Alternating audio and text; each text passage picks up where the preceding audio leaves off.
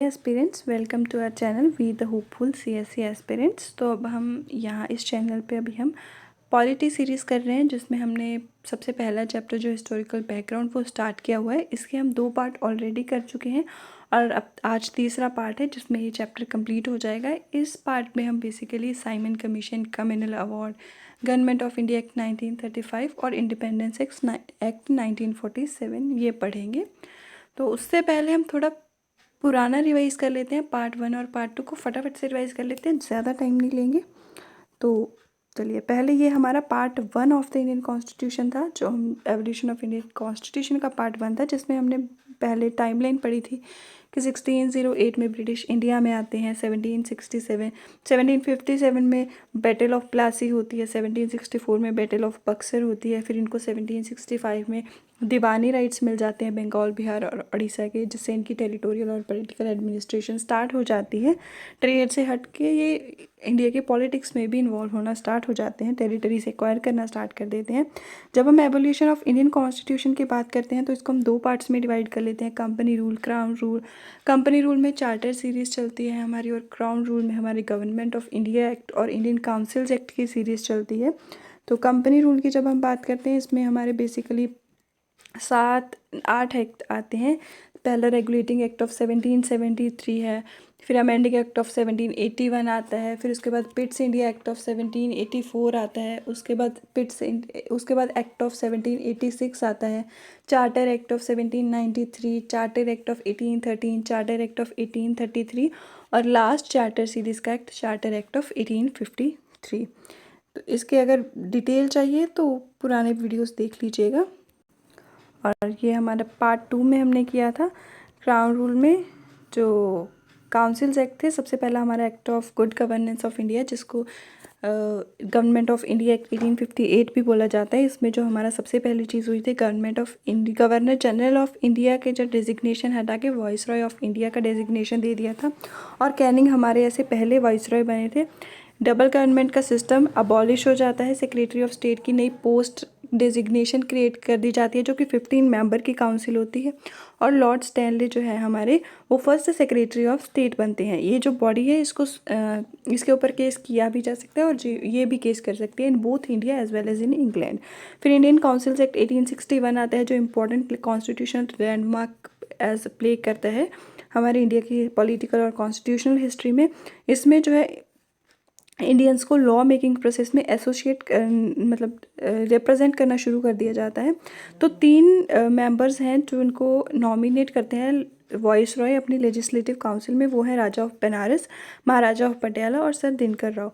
और जो है दूसरा इस एक्ट में होता है कि डिसेंट्रलाइजेशन की प्रोसेस जो है वो रिस्टोर की जाती है और इस्टेब्लिशमेंट प्रोवाइड की जाती है। नई लेजिस्लेटिव काउंसिल्स बननी चाहिए बंगाल, नॉर्थ वेस्टर्न प्रोविंस और पंजाब में, जो कि टाइमली अपने हिसाब से इस्टेब्लिश कर भी दी जाती हैं। कैनिंग के पोर्टफोलियो सिस्टम को रिकग्निशन मिलती है, ऑर्डिनेंस मेकिंग पावर मिल जाती है लेजिस्लेटिव काउंसिल को। फिर इंडियन काउंसिल्स और एक्ट ऑफ 1892 आता है, जिसमें इंक्रीज़ कर दिया जाता है नंबर एडिशनल मेंबर्स का, जो कि नॉन ऑफिशियल मेंबर्स का। लेकिन ऑफिशियल मेजॉरिटी उतनी ही रखी जाती है। लेजिस्लेटिव काउंसिल्स को जो है वो बजट डिस्कस करने की पावर मिल जाती है, एड्रेस कर सकते हैं वो एग्जीक्यूटिव से इसके बेसिस पे क्वेश्चंस को, है ना। नॉन ऑफिशियल मेंबर्स की नॉमिनेशन हो सकती है, सेंट्रल में अलग, प्रोविंसेस में अलग नॉमिनेट करते हैं। कुछ बोर्ड्स हैं, उनकी रिकमेंडेशंस पे सेंटर में वॉइस रॉय रिकमेंडेशंस लेते हैं और प्रोविंसेस में गवर्नर रिकमेंडेशंस लेते हैं। इस एक्ट में जो है ना, थोड़ा इलेक्शंस का इनडायरेक्ट प्रोसेस स्टार्ट हो गया था, मतलब इनडायरेक्टली इलेक्शंस नाम की चीज़ यूज़ होने लग गई थी। हालांकि हो नॉमिनेट ही रहे थे और ऑफिशियली इलेक्शन वर्ड यूज़ नहीं किया गया था फिर भी। और फिर आता है हमारा सबसे important Indian councils act of 1909, जिसको मॉल मिंटो रिफॉर्म्स भी बोला जाता है। इसमें लेजिस्लेटिव काउंसिल्स का साइज़ इंक्रीज़ कर दिया जाता है। लेजिस्लेटिव काउंसिल का जो सेंटर में है उसका नंबर ऑफ मेंबर 16 से 60 कर दिए जाते हैं। प्रोविंसेस के लिए कोई स्पेशल नंबर नहीं रखा जाता है, वो अपने साइज़ के हिसाब से रख सकते हैं।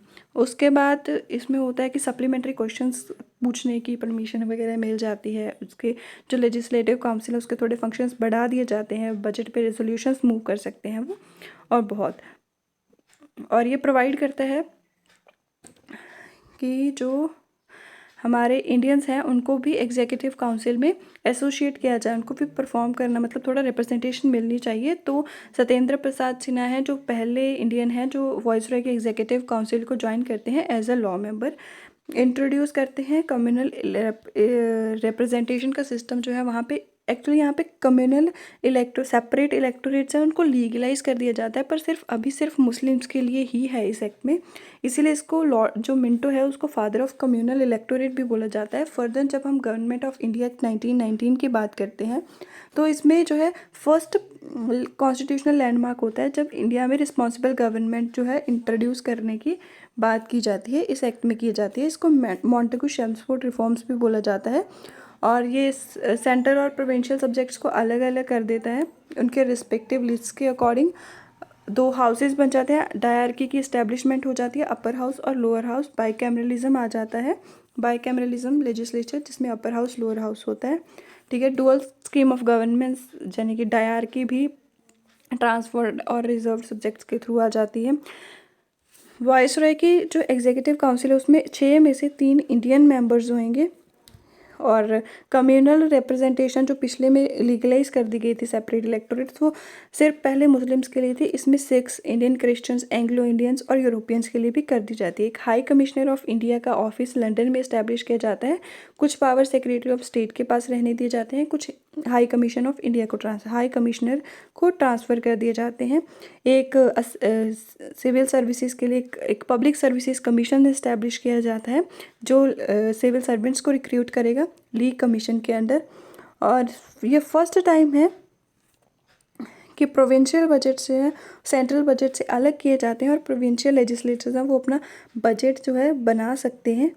और स्टैट्यूटरी कमीशन जो है एक अपॉइंट करने की बात की जाती है इस एक्ट में कि कि इससे 10 साल बाद एक कमीशन आएगा जो कि इसकी वर्किंग को रिपोर्ट करेगा और कुछ रिकमेंडेशंस देगा।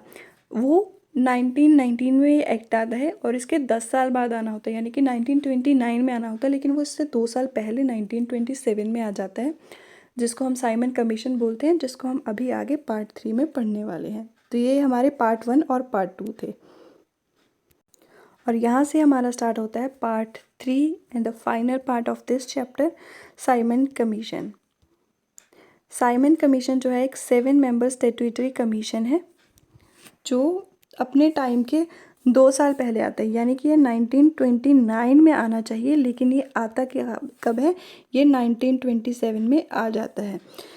इसके जो चेयरमैन हैं वो जॉन साइमन है और इसके जो सारे के सारे मेंबर्स हैं वो ब्रिटिश मेंबर्स होते हैं, इसीलिए इसको बायकॉट कर दिया जाता है। ये कमीशन जो है अपनी रिपोर्ट जो है वो सबमिट करता है 1930 में और इसकी कुछ रिकमेंडेशंस होती हैं। क्या क्या रिकमेंडेशंस देते हैं कि जो डायरकी है वो अबॉलिश कर देनी चाहिए, एक रिस्पॉन्सिबल गवर्नमेंट होनी चाहिए प्रोविंसेस में, उसको एक्सटेंड कर देना चाहिए रिस्पॉन्सिबल गवर्नमेंट को, फेडरेशन होनी चाहिए प्रिंसली स्टेट्स और ब्रिटिश इंडिया के बीच, कुछ कम्युनल इलेक्टोरेट्स हैं उनको कंटिन्यू करते रहना चाहिए। और ये जो प्रपोजल्स हैं इनको कंसीडर करने के लिए 3 राउंड टेबल कॉन्फ्रेंसेस होती हैं जो कि ब्रिटिश गवर्नमेंट, हमारे इंडियन प्रोविंसेस और हमारे इंडियन प्रिंसली स्टेट्स और ब्रिटिश इंडिया, तीनों के जो मेंबर्स हैं उनमें होती है। इनके बारे में हम जानते हैं ये 3 राउंड टेबल कॉन्फ्रेंसेस, जिसमें सिर्फ सेकंड जो राउंड टेबल कॉन्फ्रेंस है वही कांग्रेस और महात्मा गांधी ज्वाइन करते हैं, उसमें पार्टिसिपेट करते हैं। और जो BR अम्बेडकर हैं वो तीनों की तीनों राउंड टेबल कॉन्फ्रेंसेस अटेंड करते हैं।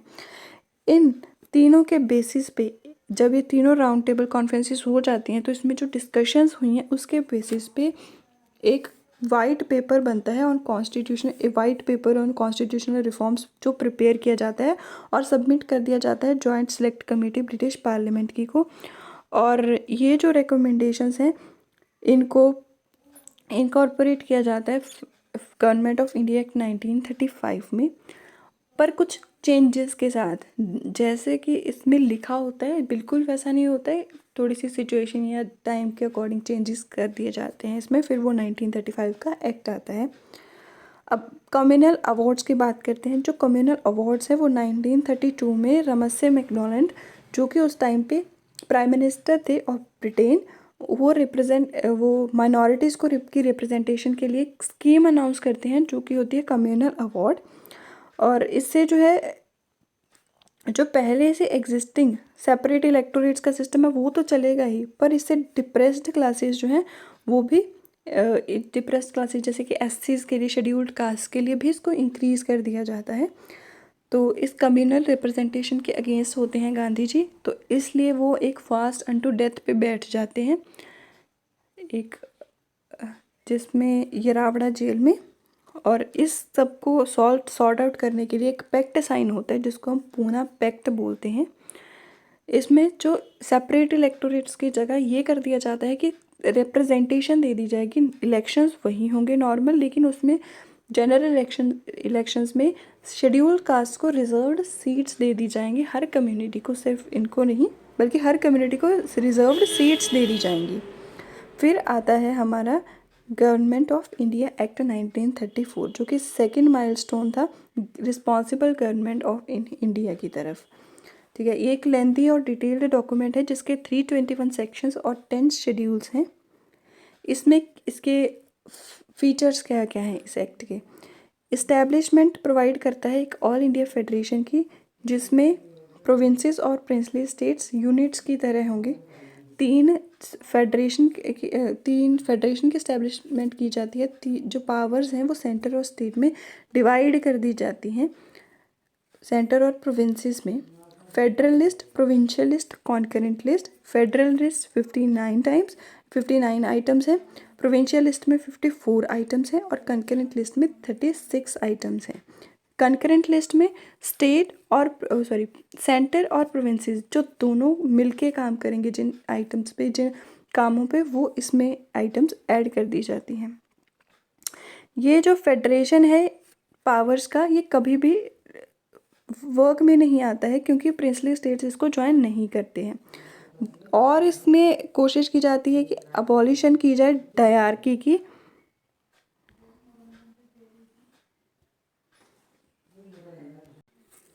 अबॉलिश कर दिया जाता है डायरकी को और प्रोविंशियल ऑटोनॉमी इंट्रोड्यूस की जाती है।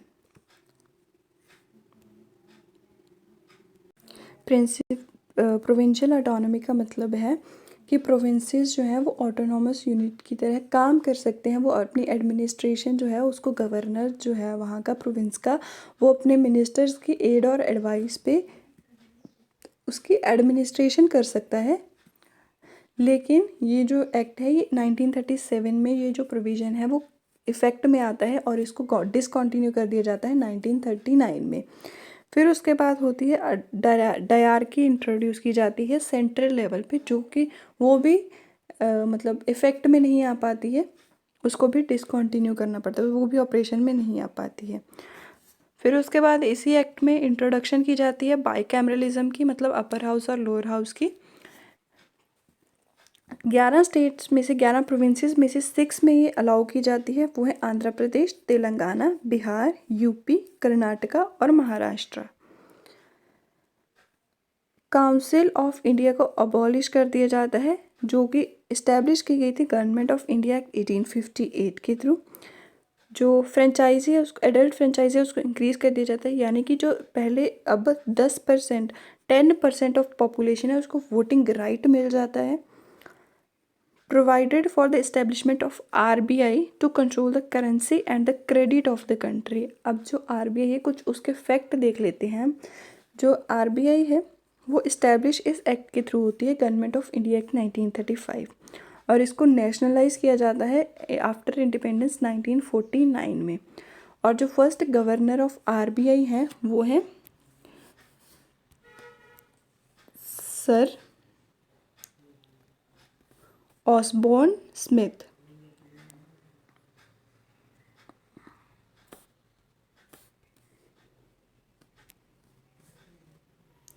सर ऑसबॉर्न स्मिथ ये फर्स्ट गवर्नर हैं आरबीआई के। और जो इंडियन गवर्नर हैं, जो फर्स्ट इंडियन गवर्नर है आरबीआई के, वो हैं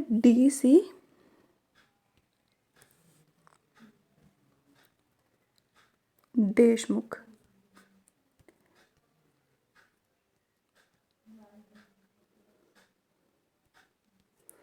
DC देशमुख, इनका पूरा नाम है द्वारका चिंतारमन नाथ देशमुख। और फर्दर इसमें एक फेडरल कोर्ट की इस्टेब्लिशमेंट की बात की जाती है, जो कि अब का हमारा सुप्रीम कोर्ट है 1937 में, जो कि सेटअप हो जाता है। और जो कम्युनल इलेक्टोरेट्स की रिप्रेजेंटेशन है, जो सेपरेट इलेक्टोरेट्स है, उसमें जो कम्युनल रिप्रेजेंटेशन है वो एक्सटेंड कर दी जाती है डिप्रेस्ड क्लासेस, वुमेन और लेबर यानी कि वर्कर्स के लिए भी। इसके बाद आता है हमारा independence act of 1947। Finally freedom मिल गई। जो ब्रिटिश के प्राइम मिनिस्टर हैं उस टाइम के, क्लेमेंट एटली, वो डिक्लेयर करते हैं कि जून 30, 1948 को इंडिया में ब्रिटिश रूल एंड हो जाएगा। और ये अनाउंसमेंट जो है इसको अपोज किया जाता है मुस्लिम लीग के द्वारा, क्योंकि उनकी डिमांड होती है कि एक नहीं बल्कि 2 डोमिनियंस होने चाहिए, 2 न्यू कंट्रीज़ होने चाहिए, पार्टीशन होनी चाहिए।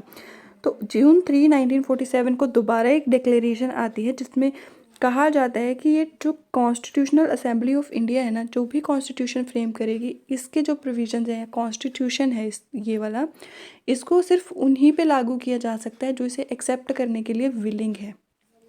जो एक्सेप्ट करना चाहते हैं इंडिया के कॉन्स्टिट्यूशन को, वो एक्सेप्ट कर सकते हैं, दूसरों के लिए ज़बरदस्ती नहीं होगी। और इसी के साथ जो है माउंटबेटन प्लान के अंडर पार्टीशन को भी एक्सेप्ट कर लिया जाता है, पार्टीशन के आइडिया को भी, कि इंडिया और पाकिस्तान 2 कंट्रीज़ होंगे। और इसको मुस्लिम लीग और इंडियन नेशनल कांग्रेस दोनों एक्सेप्ट कर लेते हैं। अब इसके कुछ फीचर्स हैं इस एक्ट के।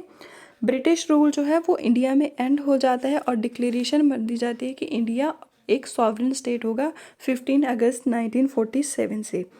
वॉइस रॉय का जो ऑफिस है वो अबॉलिश कर दिया जाता है।